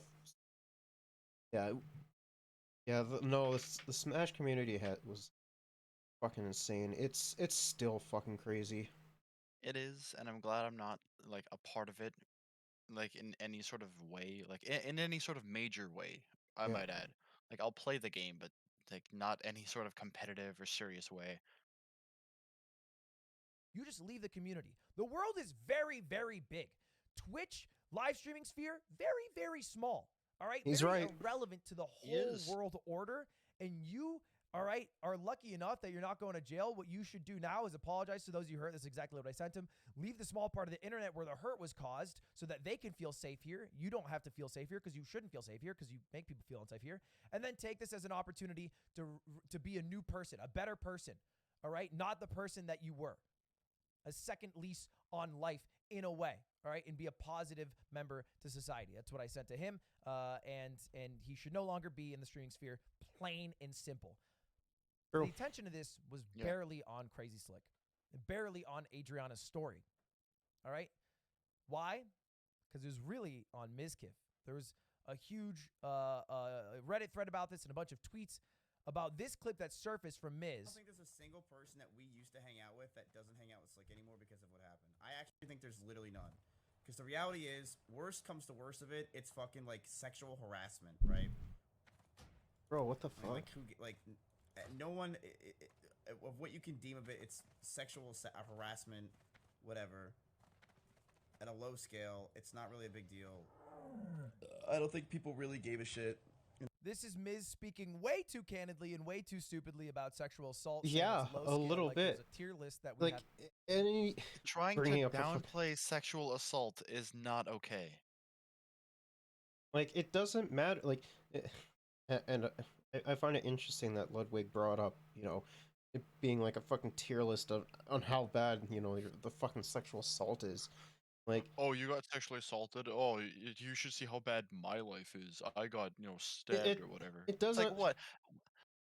The whole tier list of, what kind of crimes, or like, well, I mean, it might as well be a hate crime. But like, what kind of, like, whatever thing he's trying to do of downplaying sexual harassment. No, no. Like You don't downplay that. That's serious. It doesn't matter if you're fucking using words or if you're fucking getting finger blasted by someone, both of which are not okay. No, like they are not okay in the slightest. Like, Please. There's don't no be pieces of shit. No Treat fucking people with respect. No fucking reason for it. Have to drop every year on what sexual assault we need to rank S tier, what sexual assault we need to rank F tier, and really, I mean, showed that he was not only protecting someone who sexually assaulted someone, but also very callous about the entire situation. And then a little insult to injury, a little dirt in the wound, right around the same time this is all unfolding. Ice Poseidon, who, by the way, renowned piece of shit and I fucking hate Ice Poseidon. He should just be banned off the platform entirely. I'm assuming Ludwig here is going to go into a little bit of detail about what he did. Just a giant piece of shit, man. Should not be revered in any way for exposing someone because he has never been a great member of any community. Released a bunch of DMs between him and Mizkif where he's just saying if I remember correctly, I think he fucking harasses people on stream. That's not cool. And he's very fucking annoying to them. If I remember correctly. I don't tend to watch or keep up with Ice Poseidon because of how big of a piece of shit he is. Right. But slur under the sun. I mean, he goes through them all, and this is all ranging in 2019 and 2018, so past 3 or 4 years after he was already a sizable streamer. Like terrible stuff. And to be clear, Mizkif has talked about on stream before that he used to say slurs. He admitted to it. He said, I used to say slurs. I was very edgy, and I've changed. Whether he changed because he had to, because it's the times, and that's the only way to become... I mean, like, literally everyone goes through their fucking edgy phase, though. Everyone does. And if people say it's not a phase, you're just proving their point. It 100% is. It's a fucking phase, like, you know, people can fucking change and shit, like, but there's still no fucking reason to say slurs and shit. Like, okay, you're so fucking cool. You want a medal? It's like, oh, you said a slur. Congratulations. You know what? Do something actually impressive. Cure cancer. Find a way to make renewable energy sustainable and affordable. I mean, when it comes to lung cancer, I think Cuba already beat you to that. They have a vaccination for lung cancer. That's awesome. Yeah, isn't that fucking great? Yo, good on Cuba. I think it's a vaccine at least. I mean, whatever it is, they're at least doing something about it. Yeah. Successful creator, or because he wanted to morally. Either way, good to change. But it is much different to say you used to say slurs and then look at the way that you said slurs, right? That's a lot. It's a lot realer. It's a lot harder to stare at, and it's a lot harder to accept. And especially because the people that he told were his viewers, this is much different. The people who are seeing all these DMs now are no longer his viewers. I don't even really think I can show these, but it is N-word, it is F-slur, and it is derogatory term for other minority groups. It's everything. It's the whole Mary Poppins bag, and he reached in deep for it. Which look, it is funny because 2 days ago he dropped this. All streamers are all garbage human beings. Apparently. And that's kind of where it was ending, right? And there was different spats that were going on. And then Twitch did a giant W. To all of this. Until today, where Twitch dropped an absolute bomb. All right, maybe the greatest PR move they have made in the past. They made such a gigantic, they did such a gigantic good thing, and then the day after, they did the exact fucking opposite. When Twitch does a good, Twitch does a bad. Past 5 years. They have to wrong their right. Yeah. Twitch has now banned gambling. All right. In response to the slicker draw. My brother actually disagrees with Twitch banning gambling. I'm like, why? Banning gambling on Twitch is an inherent good thing because that means that, you know, you're not fucking promoting shit to kids, as well as, like, YouTube has fucking banned gambling to my knowledge. Yeah, and for good reason. I would hate it. Like if I had a kid and he was watching, or like, you know, my child was watching a YouTuber and goes, "Hey, Dad, can I borrow your credit card?" And that would not only immediately raise red flags about not only the content my child was watching, but the reasoning behind it. Yeah. It's like, no, I'm not going to do that. I'm going to get to the bottom of the content you're watching and, you know, complain about it because I would hate to see my child spend my money, first of all, and also gamble it, secondly. And lose it. Yeah, it's like, listen, gambling is only called gambling because there's a chance to lose everything. And that chance to lose everything is higher than the chance to win. And the huge outcry that happened on Twitter and Reddit and everywhere else, Twitch let out this statement which said gambling content on Twitch has been a big topic of discussion in the community. We've reviewed our policy. Today we want to update you on our plans. We're going to be making a policy update on October 18th to prohibit streaming of gambling sites that include slots, roulette, or dice games that aren't licensed either in the U.S. or other jurisdictions that provide sufficient consumer protection. The sites like Stake, Rollbit, Duelbits, Roobet are all going to be banned. And these are the main sites that we're using. These are the sites that Trainwrecks uses, Trainwrecks TV uses, the sites that XQC uses, the site that Drake used when he streamed on Twitch for a couple of hours. And it's a big change. Yep. It's a huge, huge change, and I gotta admit it, a huge win for Twitch at the tail end of a crazy tumultuous 2 weeks. And what was the CEO tweeting while Twitch was going for their slam dunk? So weird that Twitter doesn't save your drafts and there's no drafts at all on the website that I can find. Does anyone know why? Why don't you talk about things that matter? What? Damn it, I don't understand. Anyway, Oh, I can't save drafts. That's it. That is No, about that's not true. everything that happened. What should come from this? Well, I have saved drafts on Twitter. No, was he like, huh? Talking about Twitter.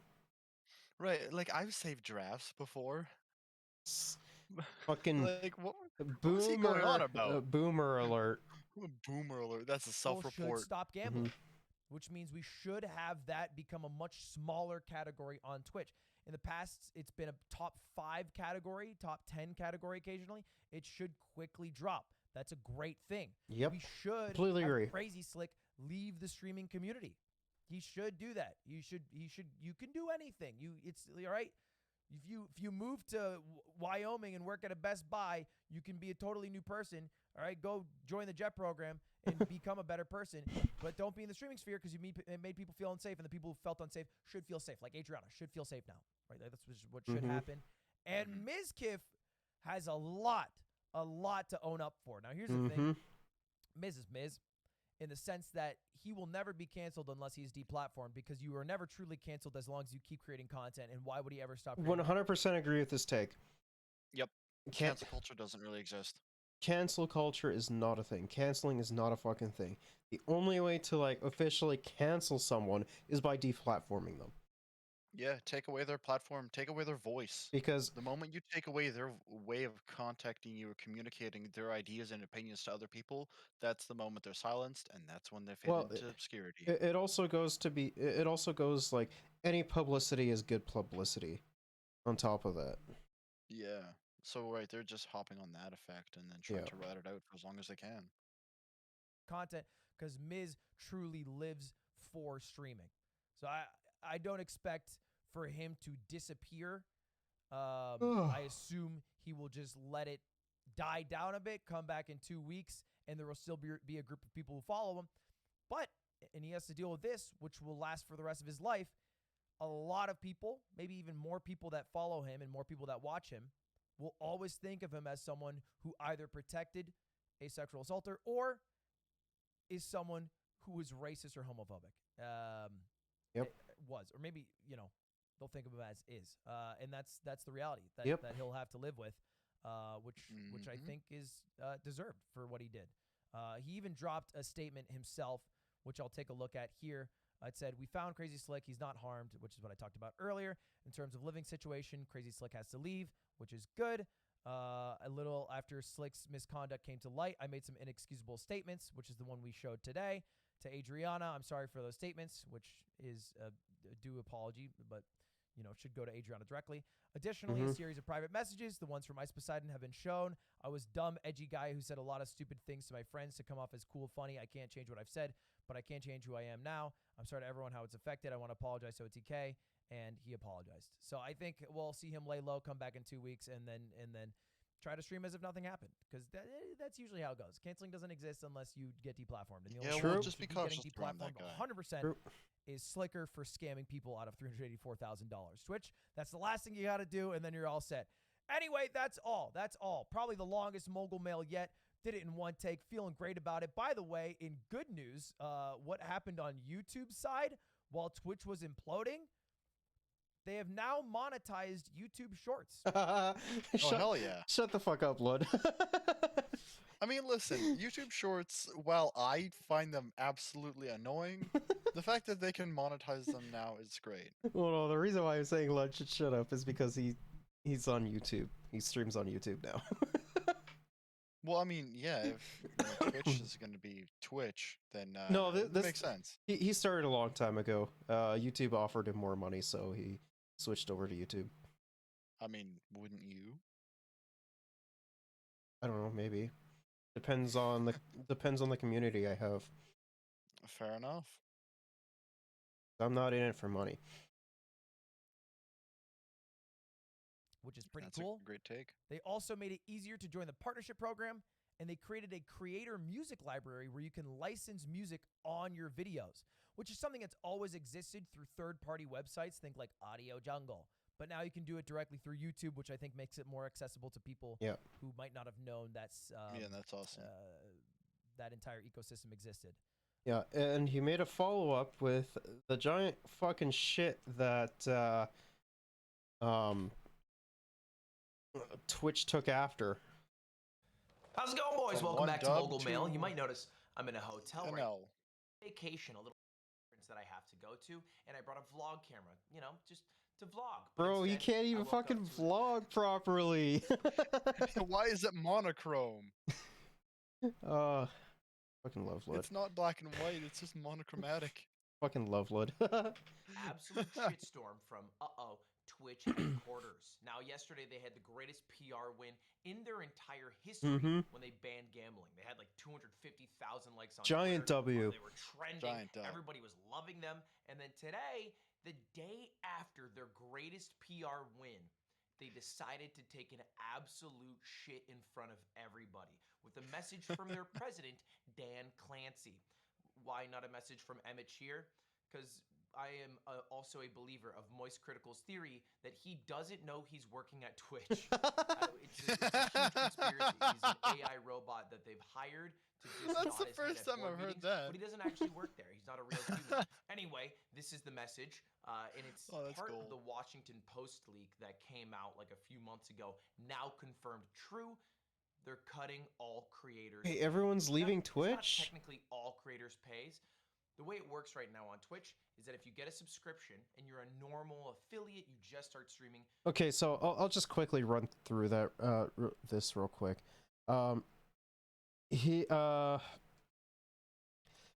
Essentially, creators are going to be making less money on Twitch. That's essentially what it is going to be. And that sucks. Yeah, unless you're like part of like the top 50, then it's going to be like 70-30, I believe. Right. Guessing this was just uploaded today. Yeah, let's just watch this. How's it going, all? Welcome back to Mogul Mail. And before we jump into today's story, I kind of have a weird problem. Not even a problem because I don't need to fix it, but something that I've noticed recently. Maybe you've noticed it too.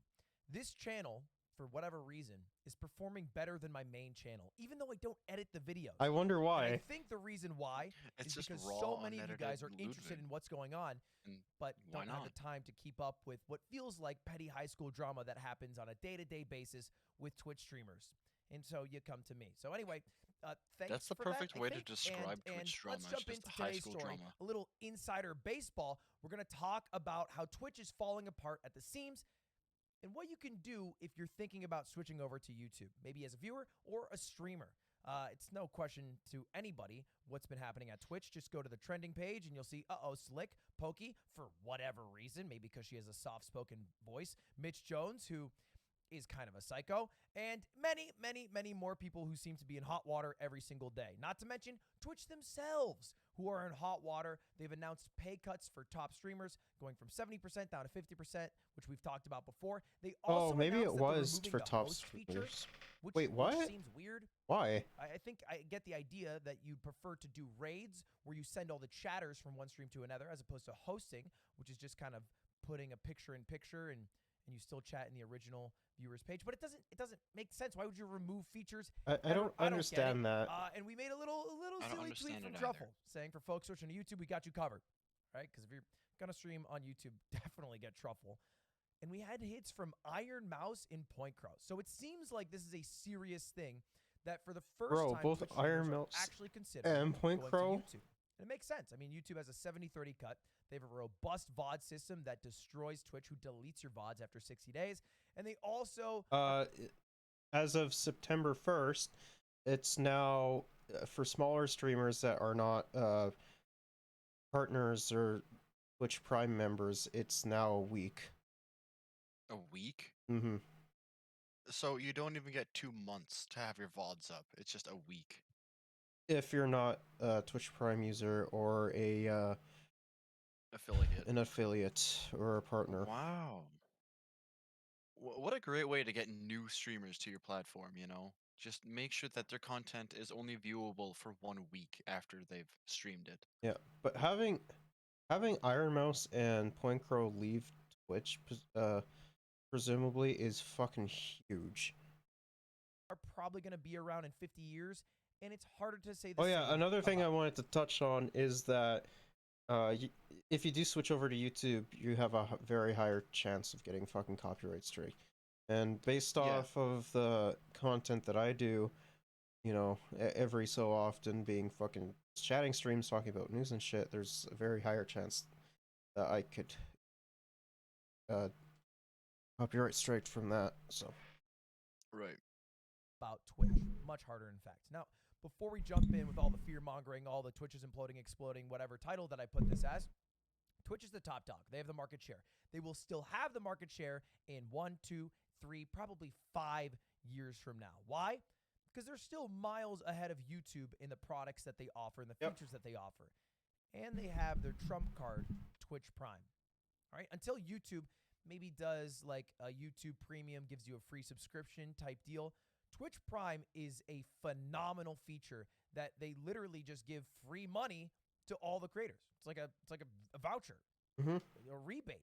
It's amazing, and it's boosted every creator's income by 10 to 50% in some cases. In my case, when I was a Twitch streamer.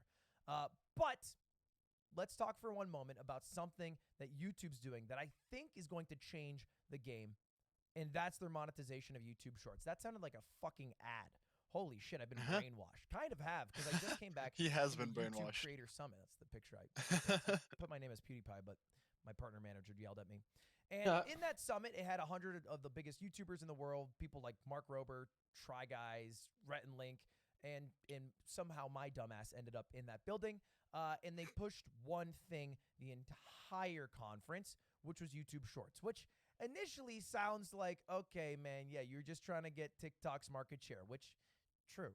TikTok kind of owns them. All the culture is created on TikTok. All the trends are created on TikTok. fucking love TikTok too. Seabat song, any dance I'm trend not a in the fan past of 3 it, years. but I can't deny they its have success. one edge over TikTok, which is that they're now paying the creators. Yeah, monetization. 45% of all the money that they make on the advertisements that they sell, which is pretty good. 45% revenue Not split. as good as 55%, which is what you get for long form videos, but still better than the competition, which is probably why they're able to start at a lower level.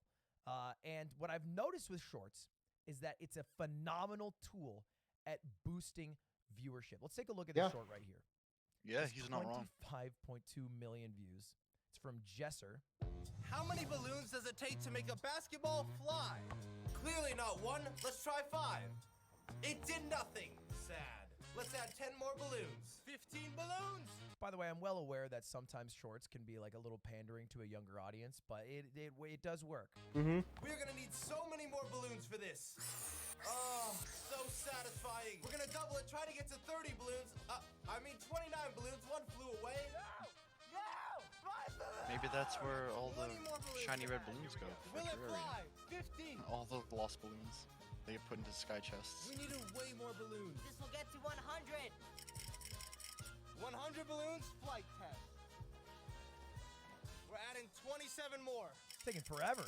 Oh, yay. If this flies, subscribe. Go. Okay.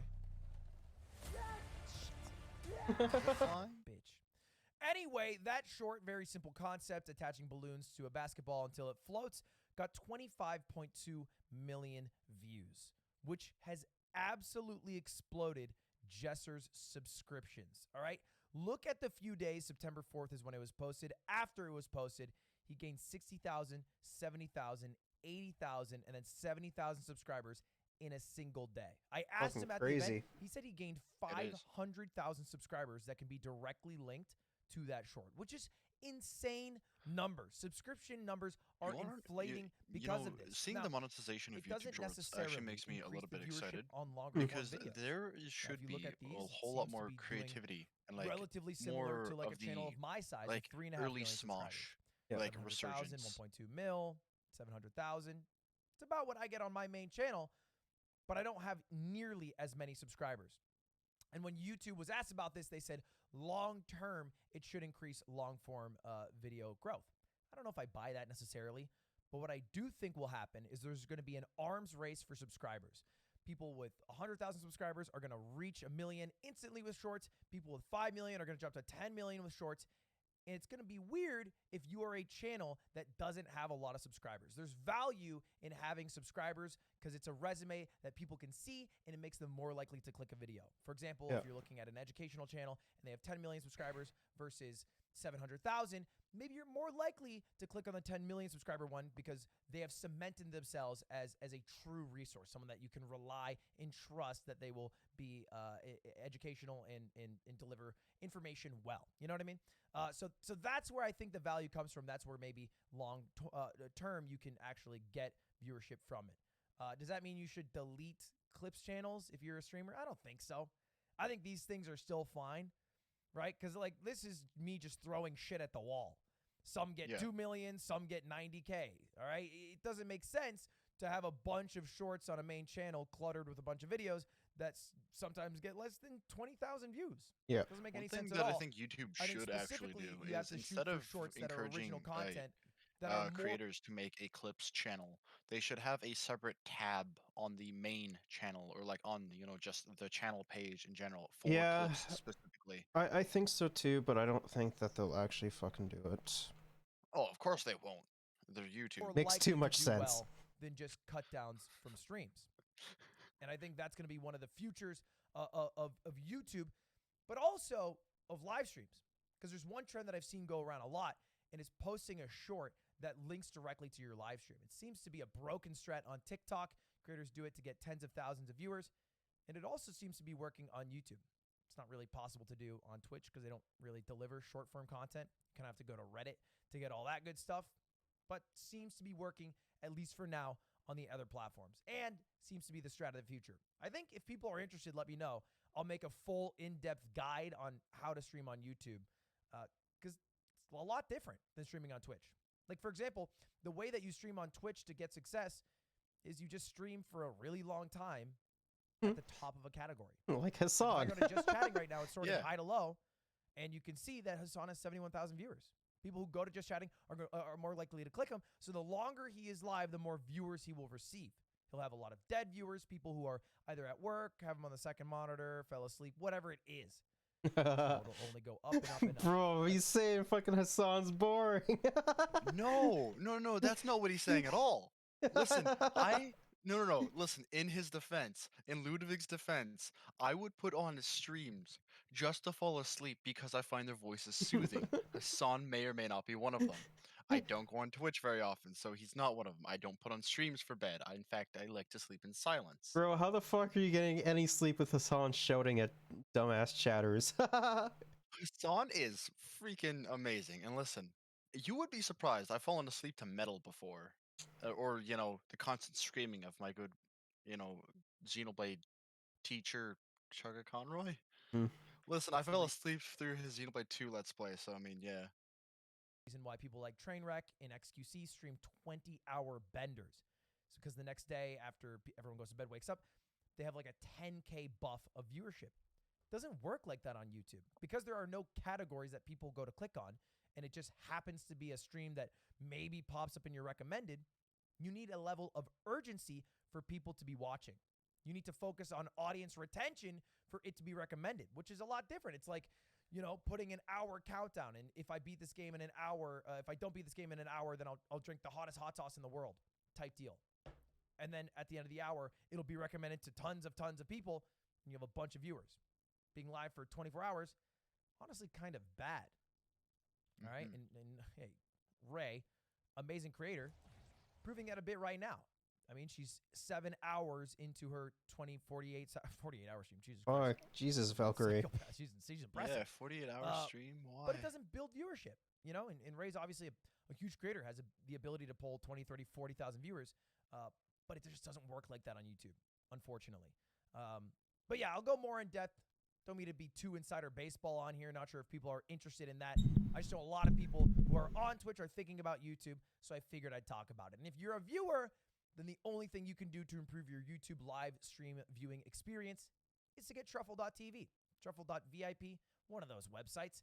Get it right now, and then it fixes the chat experience as long as the streamer also has it enabled. Have a streamer that doesn't have it enabled? Let me know. I'll add them on. Not too big of a deal. And final thing that really boosts viewership on streams, this is fucking shameless. Oh my God. Is event. Figured I'd announce it here at the end of this. Bro, I'm announcing a fucking... big event. Any move. He's advertising his own thing. I think the biggest micro. Okay, fine. Yeah, Crazy Slick is still on fucking Twitch. Damn. I think we can. Yeah. Don't really see a reason to continue on for much longer. So yeah, it's a very eventful week, as we just saw. Yeah. Tomorrow, probably more Xenoblade 3. So that's gonna be fun. Right. So yeah. When's the man's? I'm sad that quote was never in the game. Yeah. Until then. Take care.